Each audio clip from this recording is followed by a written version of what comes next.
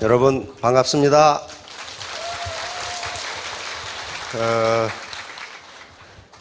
여기 좌석 제한이 있는데 그냥 무대 보러 오신 분들이 굉장히 많으신 것 같아요. 예, 아무튼 잘 오셨습니다. 최근에 이 신문이나 또는 텔레비전 뉴스에 보면은 자영업 대출 문제가 지금 큰 사회적 문제가 되고 있습니다. 원래 자영업 대출도 통계상으로는 중소기업 대출로 이렇게 통계는 잡힙니다. 그러니까 뭐 치킨집이라든가 또는 피자집이라든가 또는 커피집이라든가. 그런 사실은 그게 중소기업 대출로 잡히지만은 가계 대출하고 거의 성격이 같거든요. 가계 부채란 말이에요. 통계청의 통계를 보니까 지난 2005년부터 매년 평균적으로 이 자영업 대출이 연 10조가 넘어요. 그러면 그 다음에 이제 자영업을 하고 있는 분들 부채를 보니까 대출을 받아서 하거든요. 부채를 보니까 평균 부채가 8,800만 원이더라고요. 8,800만 원. 그런데 문제는 어디 있냐면은 우리나라 자영업자들의 평균 한 달 매출이 800만 원 정도예요. 800만 원. 그러면 그걸 가지고 유지가 되겠어요? 대출금 이자 받아야지, 가계세 줘야지, 그 다음에 각종 가스 요금이라든가 수도, 그 다음에 전기, 또 인건비 이렇게 주고 나면 마이너스가 돼요, 그게. 그래서 정부 당국에서는 자영업 대란, 다시 말하면 자영업이 한꺼번에 무너지는 현상이 나타나면 어떻게 됩니까? 금융기관이 부실화돼요, 다시. 그래서 이런 아주 큰 문제를 지금 안고 있습니다. 자, 오늘 제가 하려고 하는 얘기는 출곡천교. 자, 영어로 escape high out of bell 이렇게 번역을 했습니다. 출은 나갈 출자죠. 곡은 골짜기 곡자입니다. 골짜기. 이게 상형 문자니까 골짜기처럼 이렇게 생겼죠. 천은 옮길 천자입니다. 옮길 천자. 교는 높을 교자입니다. 우리가 큰 나무를 교목 그러죠. 조그마한 떨기나무를 관목 그러는데 키 큰 나무는 소나무라는 게 교목이라고 해요. 높을 교자입니다. 그러니까 이 말은 무슨 말이냐면은 새가 골짜기에서 나와서 높은 나무 위로 날아간다. 어떤 생각이 들어요? 밑바닥 인생을 살다가 성공한다. 그 의미로 씁니다. 골짜기라는 데가 어떤 데예요? 좁고 습하고 어둡고 앞뒤가 꽉 막히고 거의 절망적인 상태에서 천교, 옮길 천자, 높을 교자, 높은 곳으로 옮겨간다. 그래서 이 의미는 통상 성공한다 또는 출세한다라는 의미로 씁니다. 이 말이 나오는 것은 시경에 나옵니다. 사서 삼경 중에 삼경에 해당하는 시경에 벌목이라는 시에 이 말이 들어있어서 후세인들이 출곡천교 그러면 낮은 곳에서 높은 곳으로 올라간다. 밑바닥 인생에서 성공해서 상류사회로 올라간다. 그 개념이에요. 그러면 여기 계신 분들 나는 밑바닥에 살래. 그런 분 한 분도 안 계셔요. 어떻게 해서든지 밑바닥 인생에서 높은 곳으로 상류사회로 올라가고 싶단 말이에요. 그래서 여기 오신 거란 말이에요. 여기에 참석하신 분들의 전형적인 세 가지 의문이 있습니다. 첫째, 이 사업을 할 것인가 말 것인가. 다시 말하면 이것은 애텀이라는 회사가 사업을 할 만한 회사인가, 또는 저 앞에서 번지르하게 떠드는 놈들이 사기꾼들이 아닌가, 그 생각이에요. 그건 계속 알아보셔야 돼요. 두 번째는 그러면 나 같은 사람도 성공할 수 있을까? 이건 뭐예요? 나는 지금까지 전업주부로 살아왔는데, 나는 지금까지 교직에만 30년 있었는데, 나는 지금까지 공직에 있었는데 등등, 나 같은 사람도 이런 사업에 성공할 수 있느냐 하는 문제거든요. 결론적으로 할 수 있어요. 있으니까 이 짓을 하는 거거든요. 지금 세 번째는 그러면 뭐예요? 도대체 어떻게 해야 성공하는 것이냐? 이것도 하루아침에 알 수 있는 게 아닙니다. 계속 스폰서하고 이 상호작용, 인터랙션, 커뮤니케이션을 통해서 알아보시면 전부 훌륭한 사업가가 될 수 있습니다. 자, 다음. 자, 요것을 위해서는 세 가지 공부가 필요합니다. 세상에 공짜는 없어요. 공부 안 하고 성공하는 법은 없습니다. 그런데 지금까지 우리가 공부라고 하면은 학교에서 하는 머리 공부만을 공부라고 했는데 그것은 세 가지 공부 중에 하나에 불과해요. 머리 공부는 쿨헤드라고 그럽니다. 이것은 냉철한 이성이에요. 자기가 스스로 판단해 봐야 돼요. 과연 이 회사는 사기치는 곳이 아닌가? 마케팅 프로에는 성공할 수 있도록 되어 있는가? 그것은 자기가 이 냉철한 이성, 합리적인 판단을 가지고 최종 결론은 자기가 내려야 됩니다. 두 번째는 마음 공부예요. 웜 하트예요. 따뜻한 마음입니다. 인간의 같이 성공하자. 내가 너를 내 돈을 버는 수단으로 이용하지 않겠다는 따뜻한 마음이 없으면 애터미 사업은 결코 성공할 수가 없어요. 그리고 모든 사업이 그렇습니다. 사악한 사람이 처음에는 돈을 벌고 성공하는 것 같지요. 그러나 결론은 그렇지가 않습니다. 결국 그런 사람들은 존경을 못 받을 뿐더러 감옥에 가서 정부밥 먹는 경우가 많아요. 따뜻한 가슴입니다. 세 번째는 부지런한 손발이에요. 머리와 가슴만 가지고는 사업이 되지 않습니다. 몸이 움직여줘야 돼요. 몸이 움직이는 게 가장 어렵다고 그럽니다. 많은 사람들이 머리로 판단하고 가슴으로 결심하는 것은 3초면 된답니다. 3초. 몸이 안 따라줘요. 예를 들면 담배가 몸에 해롭다. 이거 모르는 사람 어디 있어요?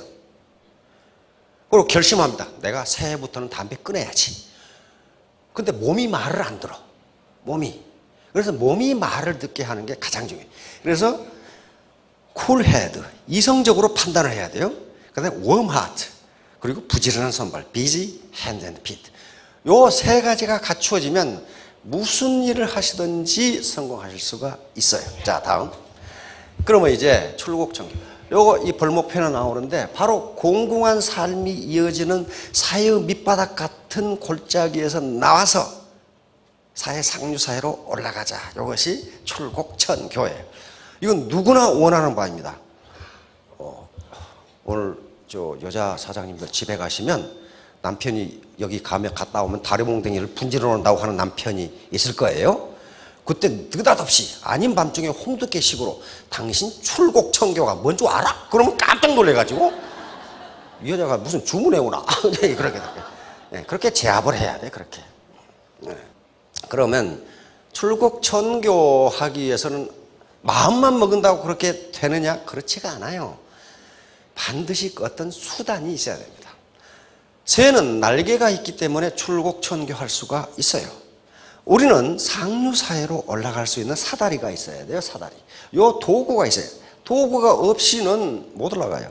그런데 1997년 11월에 IMF 사태가 벌어지면서 많은 사람들이 우리 사회에 갑자기 사다리가 없어져 버렸다. 이렇게.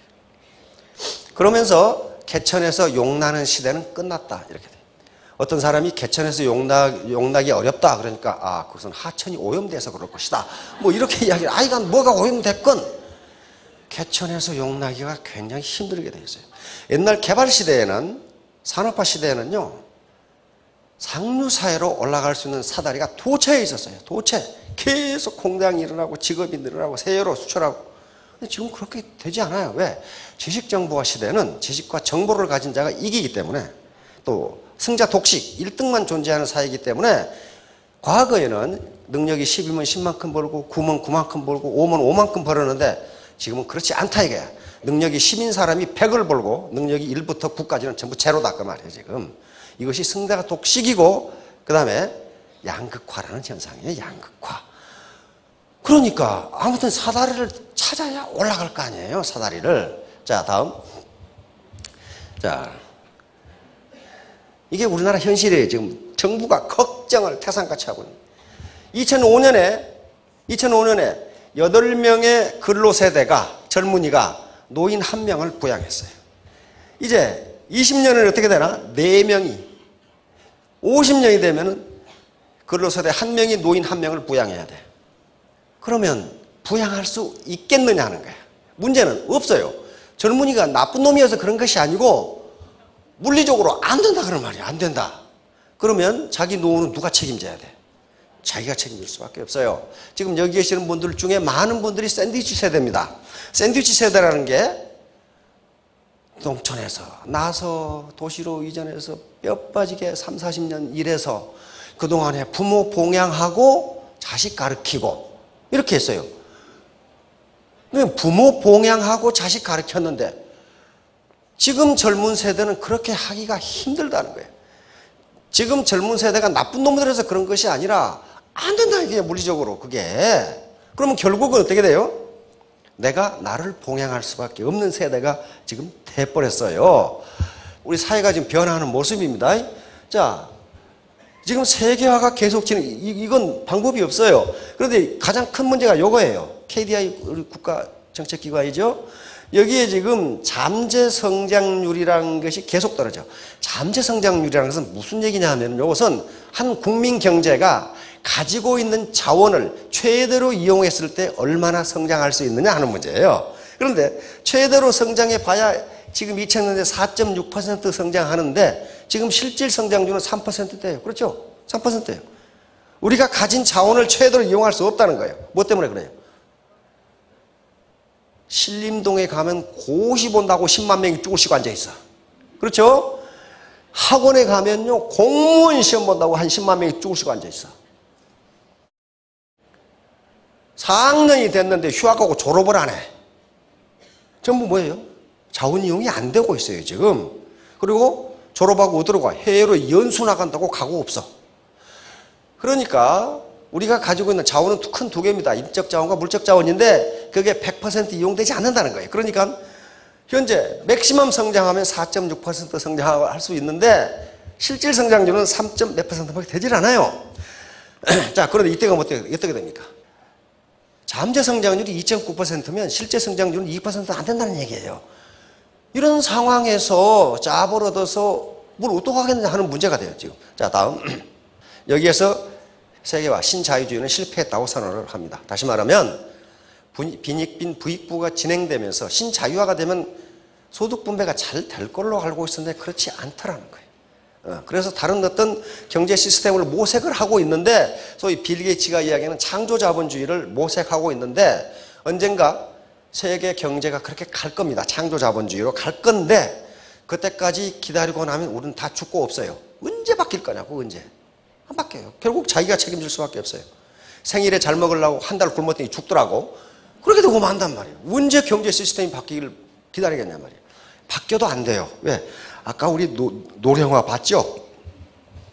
정부가 노년연금을 많이 주고 싶어도 돈이 없어 안 된다는 거예요. 정부는 세금을 걷어서 주는데 근로세대가 2016년이 언제입니까? 다음 해죠?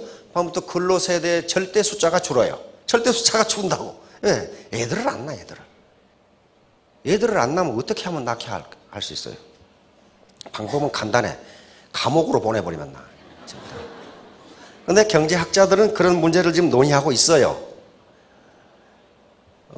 재화는 말이죠. 공공재라는 것이 있고 사유재 또는 민간재라는 게 있어요. 공공재는 그것을 건설해 놓으면 불특정 다수 사람들이 이용하기 때문에 아무도 개인이 건설하려고 하지 않는 재화예요. 예를 들면 신호등 누가 할 거예요? 신호등 하나 만들어 놓으면 전 국민이 다 이용해. 그러나 개인은 건설 안 해. 그럼 누가 합니까? 정부가 해요. 정부가. 공공재는 정부가 공급합니다. 국방 공공재이기 때문에 정부가 해요. 등대 공공재예요. 등대를 건설해 놓고 돈 안 낸 놈은 보지 마라. 그게 됩니까? 안 돼요. 안 될 뿐만 아니라 등대를 많은 사람이 본다고 해서 등대불이 흐려지지가 않아요. 그게 공공재의 특성이에요. 많은 사람들이 이용하더라도 그 한계 비용이라는 게 제로가 돼요. 그러니까 가능하면 많은 사람이 이용하는 게 좋아, 공공재는. 그래서 누가 한다? 정부가 해요. 정부가 기상청에서 일기예보를 했어. 일기예보를 방송요금 안 낸 놈은 듣지 마라. 안 되는 거예요. 그게 안 되는 거예요. 그리고 많은 사람이 듣는다고 해서 생산 비용이 늘어나지가 않아. 똑같아 생산 비용. 그러니까 공공재는 누가 하느냐 하면 정부가 해요. 국가가 공공재를 공급합니다. 교육은 어떻습니까? 교육은 공공재예요, 민간재예요? 민간재는 교육 받은 사람만 혜택을 보는 게 민간재고 모든 사람이 혜택을 보는 게 공공재예요. 근데 교육이 공공재적 성격이 가장 강합니다. 그래서 모든 나라는 그러면 초등학교, 중학교, 고등학교, 대학교가 있는데 어떤 교육이 공공재적 성격이 가장 강하냐? 학자들의 연구에 하면 어디가? 초등학교. 초등학교 교육을 일단 시켜놓으면은 국민의 민도가 싹 올라와 버려요. 그래서 아무리 가난뱅이 국가도 초등학교는 의무교육으로 합니다. 초등학교는 의무교육이기 때문에 부모가 초등학교를 안 보낸다? 그럼 어떻게 돼요? 처벌받아요. 의무거든. 그럼 공공재이기 때문에 국가가 보내라고 하면 보내야 돼요. 워낙 중요하단 말이에요, 초등학교. 그런데 학년이 중학교, 고등학교로 올라갈수록 공공재적 성격이 조금씩 줄어들어. 그러나 고등학교까지도 공공재적 성격이 대단히 강해요. 그래서 미국이나 일본 같은 경우는 고등학교까지 의무교육이야. 굉장히 강해. 그래서 대학은 어떤가? 대학은 공공재적 성격이 조금 떨어지는데 그럼에도 불구하고 대학도 공공재적 성격이 굉장히 강해요. 대학을 졸업한 우수한 기술 인력이 생각해 보세요. 맹물로 가는 자동차를 만들었다. 그럼 그 사람만 혜택을 봐요? 전 국민이 혜택을 봐버려. 유능한 정치가가 나왔다. 유능한 지도자가 나왔다. 그럼 어떻게 됩니까? 전 국민이 혜택을 봐. 그래서 대학도 정부가 많은 예산을 지원해 줍니다. 왜? 공공재니까. 이게 무슨 얘기를 하려고 그 모양이 내가 이런 얘기를 하냐면은 재화를 어떻게 보느냐에 따라서 그 국가 정책이 달라져요. 예를 들면 의료, 건강 이게 공공재냐 민간재냐 하는 문제예요. 굉장히 철학적인 문제죠. 참 돈 벌러 와가지고 별 희한한 소리 다 듣는다 한번 들어보시라고요.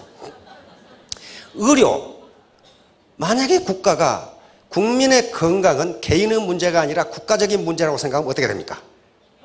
그건 공공재가 돼요. 그러면 의료를 누가 책임져야 돼? 국가가 책임져요. 유럽이 그러잖아요. 자기 돈 10원도 안 내잖아요. 왜?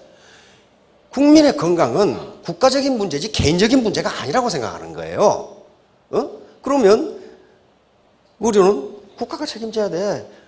한 개인이 건강이 안 좋으면 국가 전체적으로 생산성이 떨어지고 가족이 파괴되고 이런 문제가 생기잖아요. 그럼 이 국가적인 문제라고 생각하는 거예요.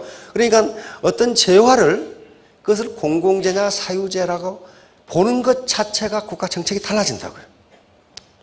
그러면 이제 본질적인 문제로 돌아와서 결혼이 공공재냐 민간재냐 이 문제예요.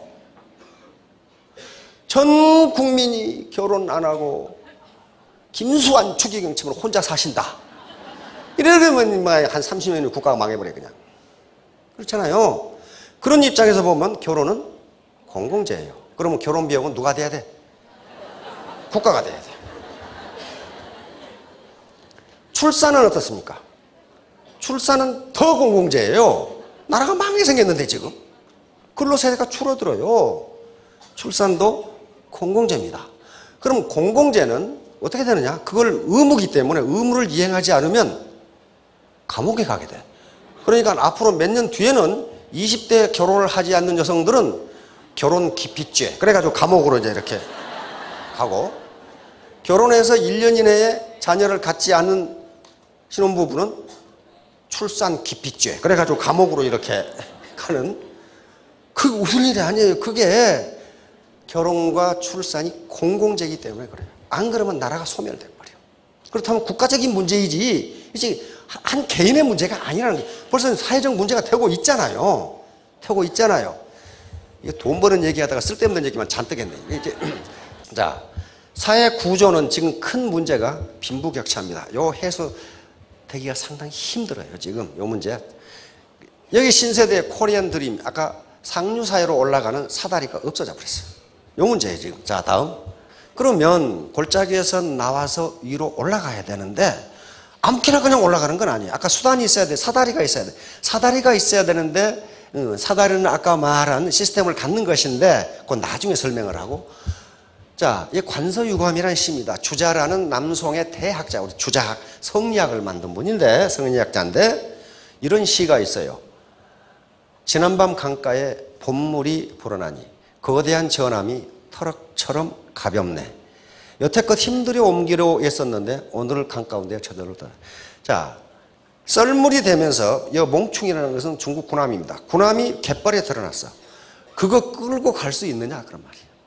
못 끌고 가요. 그런데 봄에 비가 와서 물이 차면은 끌고 가려고 안 해도 지가 가. 주자가 이 시를 읊은 것은 뭐냐면은 모든 일을 어거지로 해도 안 된다. 때가 있다, 때가. 기회가 있다. 기회를 잡지 않으면 봄물이라는 것이 물이 불어나지 않으면 아무리 힘센 놈도 군함 못 끌고 간다. 그런 말이에요, 지금. 그리고 배가 떠오르려면 물이 차야 되는데 기본 실력도 없이 뭔가 이루려고 하지 말라 하는 그 개념입니다. 그러면 여기 계시는 모든 분들이 지난 20, 30년 또는 30, 40년 열심히 일했는데 뭐가 안 됐어요. 겨우 어떤 골짜기에서 나와야 되는데 지금도 골짜기를 헤매고 있다. 그 말은 무슨 말이에요? 봄비가 내리지 않았다. 그런 말이에요. 주자의 시에서는 봄비가 내리면, 즉 기회를 잡으면은 내가 배를 끌고 인생이라는 배를 끌고 가지 않더라도 저절로 뜨게 돼 있다. 바로 애터미가 여러분들이 봄물처럼 군함을 뜨게 하는 기회가 되기를 바랍니다. 자, 다음. 부자는 과학이다. 그런데 우연히 그냥 재수가 좋아서 부자가 된다 그런 건 없어요. 반드시 경제법칙, 성공법칙에 따라서 해야 부자가 됩니다. 반드시 그렇게 돼야 돼. 지금 금융피라밋의 피해를 본 사람들, 지금도 저는 뉴스를 보면 가끔 나와요. 가끔 지금도 어떤 놈이 사기치고 나갔다. 그런데 피해자가 어떻고 저떻고. 얼마 전에도 어떤 여자 교수, 아주 말빨이 센 여자 교수가 있어요. 그 이름을 밝히면 또 명예훼손으로 큰일 나니까. 또 그 덩치가 사정없이 큰 어떤 그 액션 배우 하나 나와가지고 다단계 사기가 얼마나 나쁜 것이에 대해서도 한참 1시간 동안 떠들고 앉았더라고. 가만히 들어봐서 어떻게 사기를 당했나 봤더니 그건 다단계 사기가 아니에요. 투자 사기예요, 투자 사기. 근데 투자 사기 그러면 시청률이 안 올라가. 다단계 사기. 그래서 이제 막 떠들어야 나오는데, 그런데 다단계 사기를 당했다고 떠드는 그 액션 배우는 경찰에게 어떻게 처벌을 받았냐면 사기 공범으로 처벌을 받았어. 사기 공범. 자기는 다단계 피해를 봤다고 그러는데 내가 가만히 들어보니까 아, 경찰이 맞네. 사기 공범이네. 이렇게 돼. 여기 계신 분들 서울 용산 무슨 빌딩 밑에 2조어치 금괴가 있다는 걸 다 들어봤죠? 일제가 빨리 도망가면서 거기다 2조의 금괴를 묻고 갔는데 그 빌딩 주인이 모르고 그 위에 빌딩을 세웠다 이 말이야. 그러니까 내가 친한 너에게만 알려주니까 그거 파면은 수백 배 이익을 보니까 1억만 투자해. 1억만. 다른 사람한테 말하지 마. 너한테만 내가 알려주는 거야. 그러면 1억 투자하라고 했으면 1억만 했으면 좋을 거 아니야. 1억 투자하고 집 잡히고 투자하고 친구들 투자하고 해가지고 아이 빌딩 밑에 금괴가 들었는데 빌딩 지은 사람이 그걸 모르겠어요? 그래가지고 사기 공범으로 이혼당하고 집 날리고 완전히 알거지가 돼가지고 나왔더라고. 그러니까 타단계 피해를 받노라고 그러는데 경찰 입장에서는 뭐예요? 사기 공범 이렇게 된 거예요. 전부 그래요 보니까. 그러면 여기에 4대 악이 있어요. 절대로 4대 악에 빠지지 말합니다. 첫째가 무지예요. 무지. 무지라는 것은 현재 가지고 있는 지식의 양이 작다 그런 말이 아니에요. 자기가 무지하다는 걸 모르는 거예요. 아니 어떻게 빌딩 밑에 일제가 묻고 간 금괴가 수조가 있나 말이야. 그건 상식적으로 생각이 안 나. 그 물어보면 될 거 아니야. 그다음에 두 번째가 무지하게 되면 반드시 탐욕이 와요. 탐욕. 우와 1억만 투자하면 10억을 번다는데 탐욕이에요. 세 번째는 나태, 게으름. 다시 말해 그 인터넷에 찾아보면 돼. 또 얼마 전에는 또 국제 이 지하경제 총재라는 놈이 나타나가지고 또 사기를 수십억 해먹었더라고. 그 무슨 사기를 했나 봤더니 전직 대통령 비자금을 내가 관리하고 있다 이거야. 그게 이제 말이나 되는 소리냐고 그게. 근데 거기에 또 속아가지고 수십억을 날렸어. 누가? 아줌마들이. 그럼 뭐예요? 나태예요? 게으름이에요? 게으름. 무지와 탐욕과 게으름. 그 인터넷 찾아보면 될 거 아니에요. 그리고 무슨 놈의 국제기구가, 국제지하경제기구가 다 있나? 그럼 말도 안 되는 거기 속아가지고. 나머지 네 번째 핑계예요. 저놈 때문에 내가 그랬다고. 나 때문에 그래요, 나 때문에. 과학적으로 해야 됩니다. 과학적으로. 다음. 자, 확고한 목표 설정. 오늘 설정하시기 바랍니다. 목표가 없으면요, 아무것도 안 돼요. 이 관역이 없다면 화살을 어디다 쏘겠어요? 어서죠? 이 배가 가고자 하는 항구가 없다면 어디로 가겠냐고. 그럼 바다에서 반드시 난파당하고 맙니다. 마찬가지로 마라톤 하는 사람이 이 피니싱 라인이 없으면 어디로 달려가겠냐고. 마찬가지. 그러니까 반드시 목표를 세우세요. 자, 다음. 자, 목표를 설정했으면 그것이 몰입이 됩니다. 몰입이. 정신을 집중하는 거예요, 에너지를. 자, 다음. 네, 목표 설정의 스마트 원칙. 이것은 유명한 원칙입니다. 공공기관에서도 하고 모든 이 대기업에서도 이런 방법으로 합니다. 스마트 원칙은 첫째는 구체적으로 해야 돼요. 구체적으로. 나는 공부를 열심히 하겠다. 이건 목표가 아니에요. 구체적으로 나는 수능에서 1등급을 받겠다 하는 식으로 해야 된단 말이에요. 두 번째는 메저러블, 측정 가능해야 돼. 나는 돈을 많이 벌겠다. 이건 목표가 안 돼요. 측정 가능해야 돼. 나는 한 달에 1,000만 원을 벌겠다. 이렇게 해야 된단 말이에요. 구체적으로. 다음에 행동지향적으로. 관념적으로만 해서는 돼요. 나는 부모님께 효도하겠다. 그게 뭐가 효도에 뭐가? 구체적으로 행동지향적으로 나는 부모님께 매일 전화를 드리겠다 하는 식으로. 그러면 전화를 안 했으면 어떻게 되는 거예요? 목표 달성이 안 된 거 아니에요. 그 다음에 현실성 있게 실현 가능해야 됩니다.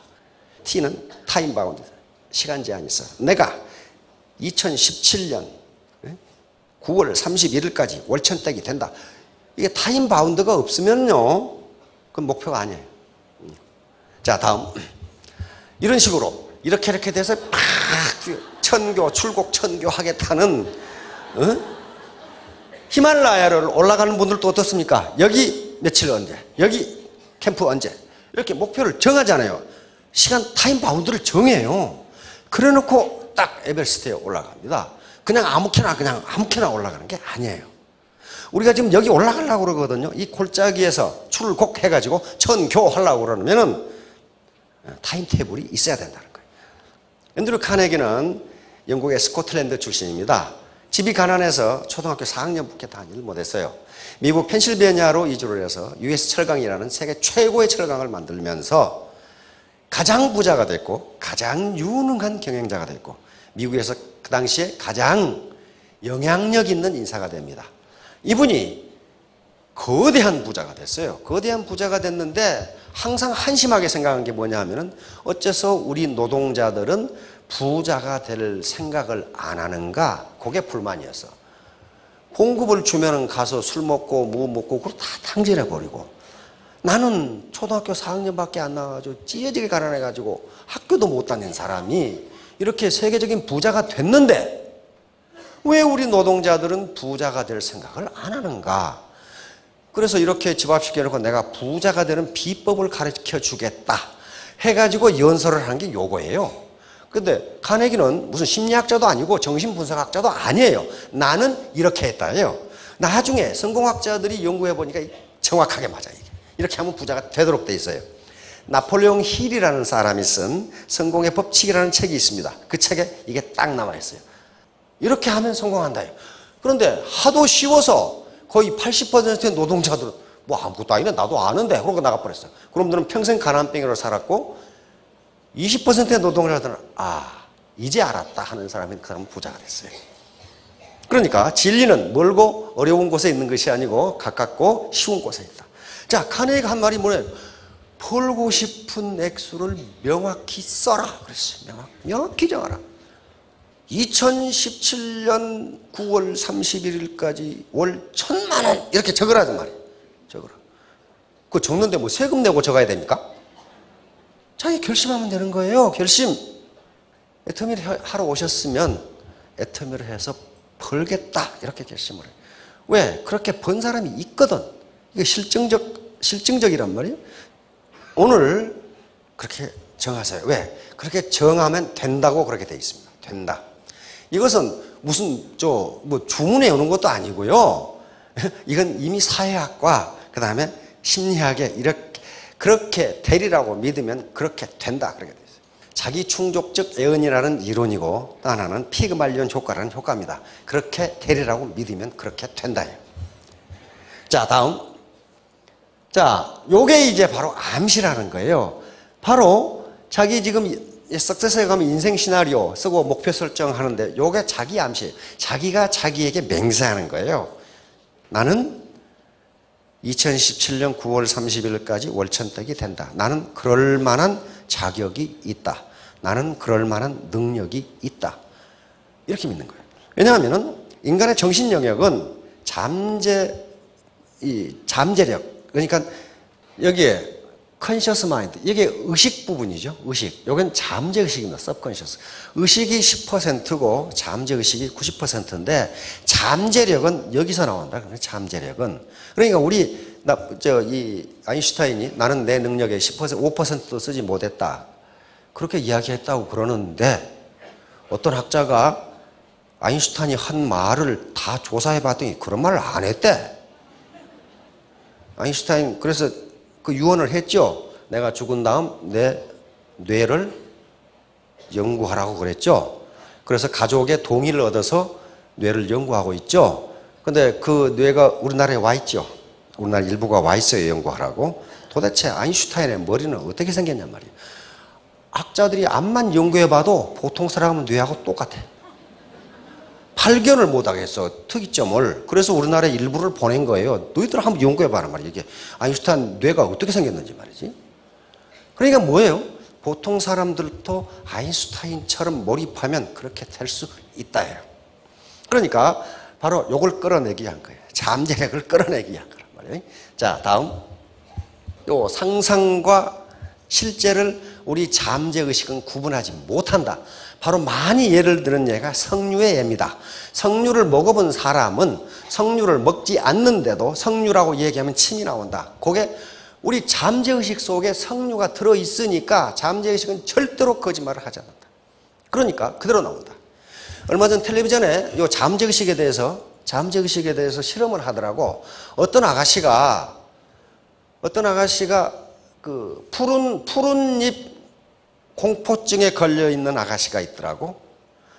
푸른잎을 보면은 전율이 흐르고 공포가 나서 보지를 못해요. 이 아가씨는. 그러니까 어때요? 식당에 가서 상추가 나오면 기겁을 해버려요. 놀라가지고 자빠져 버려요. 푸른잎만 보면 공포가 나는 거예요. 공포가.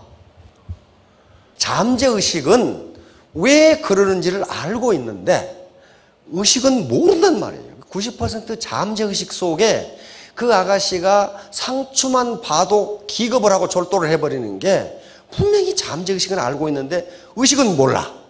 그러니까 최면을 걸어놓으면 어떻게 됩니까? 의식이 없어져 버리니까 잠재의식이 튀어나와요. 그래서 최면사 계속 걸더라고. 그러니까 여기 상추가 있는데 왜 무서워? 어려서 상추를 먹고 체한 적이 있어. 체한 적이 있어. 그래서 그 뒤로는 푸른 잎만 보면 공포가 나는 거예요. 그래서 그걸 계속 다른 사람은 먹는데 괜찮지? 그 뒤로는 상추쌈을 맛있게 먹어. 괜찮다 하는 걸 잠재의식에 다시 집어넣은 거예요. 상추를 먹어도 괜찮다. 그게 잠재의식이에요. 그러니까 지금까지 많은 분들의 잠재의식 속에 나는 안 돼. 나는 학력이 안 되거든. 그걸 자꾸 집어넣었단 말이에요. 집어넣었어. 근데 그걸 끄집어내고 나는 돼. 나는 그럴 만한 능력이 있어.